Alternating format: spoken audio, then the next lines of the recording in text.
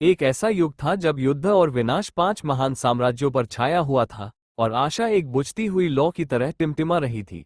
निराशा में हर साम्राज्य ने प्रतिबंधित जादू का सहारा लिया और दुनियाओं के बीच की परत को चीर डाला। दूर दराज की धरती से 5 छात्रों को बुलाया गया, युवा, भ्रमित और इस बात से अनजान कि अब उनकी कंधों पर किस्मत का कितना भारी बोझ है। राजाओं ने उन्हें उद्धारकर्ता मानकर उनका स्वागत किया और इन परायों पर अपना संपूर्ण विश्वास रख दिया। कभी वे केवल छात्र थे, साधारण युवक जिन्हें 5 महान राज्यों ने एक बिखरी हुई दुनिया को बचाने के लिए बुलाया था। उन्हें नायकों के रूप में सराहा गया, प्रत्येक को कल्पना से परे महान शक्तियां प्रदान की गईं। लेकिन शक्ति एक मूक फुसफुसाहट होती है और समय के साथ वह उनकी अंतरात्मा से भी ऊंची आवाज में बोलने लगी। अब वे 5 शासकों के रूप में ताज पहन चुके थे, युद्ध के लिए, नौट शांति के लिए बनाए गई भव्य कवचों में लिपटे हुए, सोने से जड़े सिंहासनों पर बैठे थे। उनके पैरों में सैनिक झुके रहते, हर आदेश को निभाने को तैयार। जो हृदय कभी विनम्र थे, अब उनमें लालच पनपने लगा, सत्ता के लिए, गौरव के लिए और भी अधिक के लिए।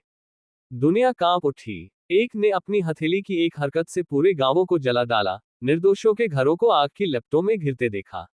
दूसरे ने पूरी सेनाओं को बर्फ में जकड़ दिया, जहां जीवन वहीं रुक गया।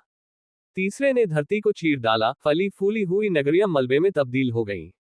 बाकियों ने तूफान और अंधकार को मुक्त किया, प्रकृति को अपने स्वार्थी इरादों के अनुसार मोड़ दिया। जो कभी रक्षक थे, अब आतंक का नाम बन गए थे। जिन नगरों ने कभी उनका स्वागत किया था, अब वे उनके शासन में जल रहे थे। लोग उन्हीं चेहरों से डरकर भाग रहे थे, जिन्हें कभी उन्होंने पूजा था। माताएं अपने बच्चों को सीने से लगाए रो रही थीं। असहायों की चीखें आकाश तक पहुंचने लगी। और उस आकाश में, धुएं और आग के ऊपर, एक देवता देख रहा था। उसने उन्हें ये शक्तियां उम्मीद में दी थी, आस्था में। लेकिन अब उसके दिव्य हृदय में केवल दुख था। वह दुनिया जिसे वह चंगा करना चाहता था, फिर से टूट रही थी, इस बार राक्षसों के हाथों नहीं, बल्कि उन्हीं के हाथों जो इसकी रक्षा के लिए चुने गए थे। दुनिया ने करुणा के लिए पुकार लगाई, और देवता ने वह पुकार सुनी। एक दिव्य प्रकाश की किरण ने सुबह के आकाश को चीरते हुए धरती को चुपचाप छू लिया। वह एक शांत वनग्राम के बीचों बीच उतरी, जैसे कोई फुसफुसाहट स्वर्ग से नीचे आए हो। पेड़ हवा से नहीं, बल्कि श्रद्धा से झूम उठे, मानो प्रकृति ने भी यह महसूस कर लिया हो कि कुछ विशेष घट रहा है। ग्रामवासी अपनी साधारण दिनचर्या से उठकर उस स्थान पर इकट्ठा हो गए जहां वह प्रकाश उतरा था। उसकी केंद्र में एक युवक खड़ा था, लगभग 17 वर्ष का, जिसकी आंखों में कोमलता थी लेकिन उपस्थिति असीम लग रही थी। वह कुछ नहीं बोला, उसने कोई घमंड नहीं दिखाया। वह बस खड़ा रहा, शांत, विनम्र, जैसे वह स्वयं दुनिया की सांस थमने की प्रतीक्षा कर रहा हो। वह अंतिम था, ईश्वर का अंतिम उत्तर एक टूटती हुई दुनिया के लिए। उसकी आंखें यद्यपि कोमल थीं, फिर भी उनमें एक ऐसी शक्ति की हल्की चमक थी जिसे मनुष्य समझ नहीं सकता। और उस हल्की चमक में, जो ग्रामीण नहीं देख सके, सच्चाई झलक रही थी। सृजन और काल के अमर चित्र। ज्वालामुखी उसकी चुप्पी में गर्जन कर रहे थे, महासागर उसकी धड़कनों में उठ रहे थे, तारे उसकी दृष्टि के पीछे जल उठे थे, और समय के प्रतीक अनंत रूप से घूम रहे थे, नियति की ताल पर टिक टिक करते हुए। उसे विनाश के लिए नहीं, बल्कि उपचार के लिए बुलाया गया था। शासन के लिए नहीं, बल्कि चुनाव के लिए। जब वह युवा छात्र शांति और समझ की तलाश में था, वह दूर ऊंचे पर्वतों की ओर निकल पड़ा। वहां, बादलों के ऊपर और एक चमकते आकाश के नीचे, वह अकेला ध्यान में लीन था, युद्ध से परे ज्ञान की खोज में। लेकिन जब वह शांत बैठा था, तब उसकी धरती पर अंधकार ने पांव पसार लिए। 5 भ्रष्ट राष्ट्रों में से एक, अग्नि का साम्राज्य, उसके गांव पर टूट पड़ा।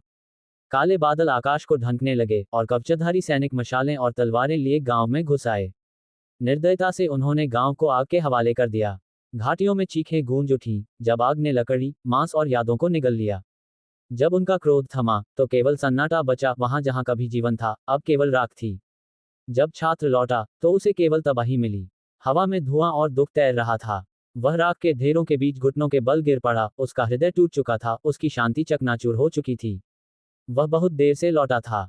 जैसे ही उसकी आत्मा चीख उठी, कुछ एंशंट और अनदेखा उसकी नसों में बहने लगा। आसमान में बिजली चमकी, और वायु उसके चारों ओर तेजी से घूमने लगी। समय जैसे रुक गया हो, या शायद केवल उसके लिए बहाव उल्टा हो गया था। उसने अपने हाथों को देखा, जो अब धीरे धीरे चमकने लगे थे, नीली, सुनहरी और काली ऊर्जा की लपटों में लिपटे हुए। ये वही शक्तियां थीं जो उसने ध्यान में देखी थीं, लेकिन कभी छुई नहीं थीं। अब वह कुछ और बन चुका था, ना केवल एक छात्र, ना केवल एक मानव, बल्कि एक दूत, जो अब न्याय नहीं, पुनर्रचना की राह पर था। उसकी पहली कसम, 5 राष्ट्रों से कोई भी अछूता नहीं बचेगा, पर अब युद्ध उनके नियमों पर नहीं होगा, मेरे समय पर होगा।